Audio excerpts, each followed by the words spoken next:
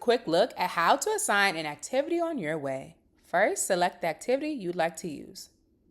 Then choose your class or create one if you haven't already. Next, set the time for how long you want the activity to stay open. For this example, we'll use an objective for a middle school science class. If you have specific requirements, include them so Beans can shape an activity to match what you have in mind.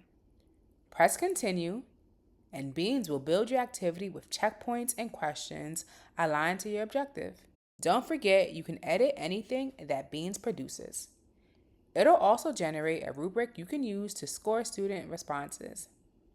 The passing threshold defaults to 60, but you can adjust it to fit your needs. Once you're happy with your rubric, you're ready to launch. Just choose the session mode.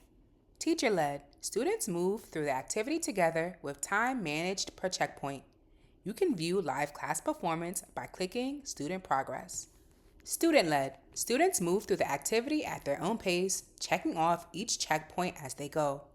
Free attempts can be enabled to allow students one opportunity to resubmit after receiving feedback. Once you've made your choice, hit launch. You'll get a join code to share with your students.